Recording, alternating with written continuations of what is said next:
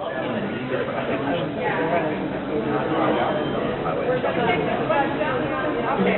folks, we're going to go downstairs.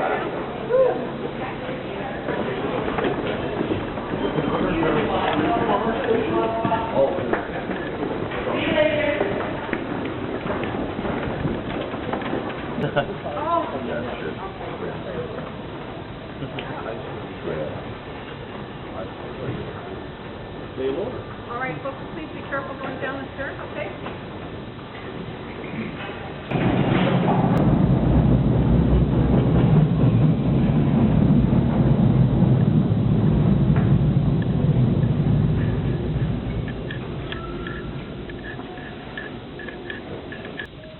When you came down these stairs here, that of course is the main station into Bay Lower. The other set of stairs at this end here takes you up into the Bay Cumberland area. So in the event that there was an emergency, we had to leave for whatever reason, that would be the way up to Bay Cumberland. On the Bloor Danforth line at that time, the subway went from Keele to Woodbine Station. That was as far as it went.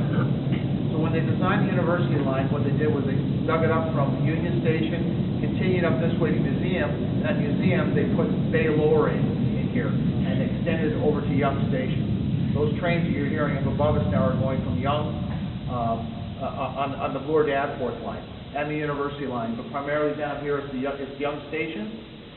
The intent back then was to blend their service together, integrate the subway lines together, so people traveling from the east end, from Woodbine, could stay on the train. They wouldn't have to transfer at Yonge Station, and down here at Yonge Station there's a switch.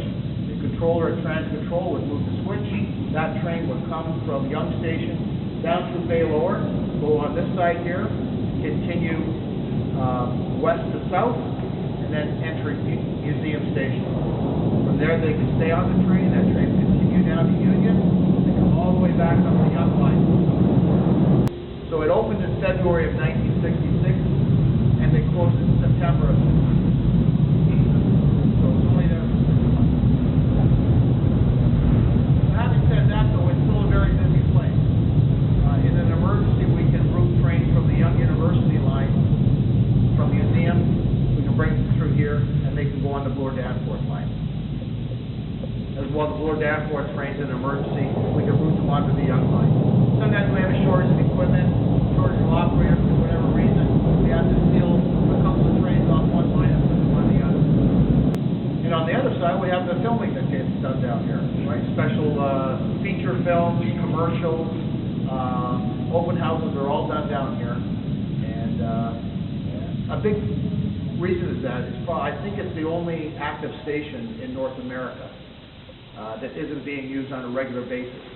You get the service in Chicago, New York. They all have stations, but they're all being utilized for regular service.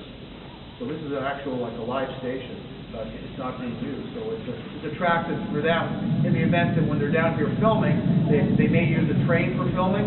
At the same time, they can film down here on the train, on the platform. They may want to take the train out on the main line and do some filming as well. So it's good in that respect. As well, commercials are down here. We actually had a large banking, I think it was Citibank from the States. They did a commercial up here, and we brought in a live ostrich. We boarded the ostrich up at Wilson Yard, put it on a flatbed, and one of our work cars, and brought it down here, and we had a huge live ostrich walking around. So it was quite something. It was quite good. And of course, this past summer, we had the Absolute Vodka down here to the promotion. There's 2 trains down here, and art director decorated the trains in different modes and all that. It was open to the public. We had an open bar down here and refreshments, and there's a red carpet treatment down here. All nice white leather furniture was down here, if you can believe it. So yeah, it gets used all the time.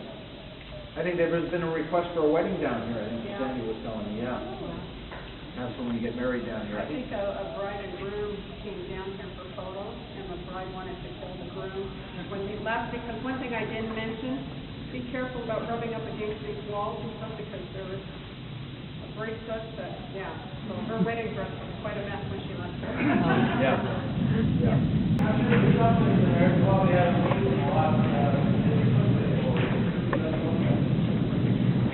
So this is basically coming north-south from the museum. The train were to come here will be coming north-south from the museum, through the switch, and then right through here at the other station. So I guess there wouldn't be a train ever coming from St. George directly on the lower line then, right? Oh, well, there's a switch at St. George. There's no station per se, but there's a switch that you can go from as well as Spadina. You can route trains from either line at St. George and at Spadina, as well as Bay Lower. Oh, okay.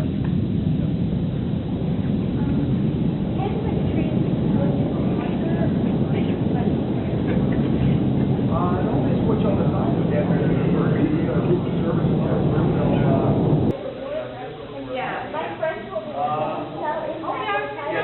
There's a fair bit. It could happen, you know, there's quick goes through. That's why you have to be really careful with the gas.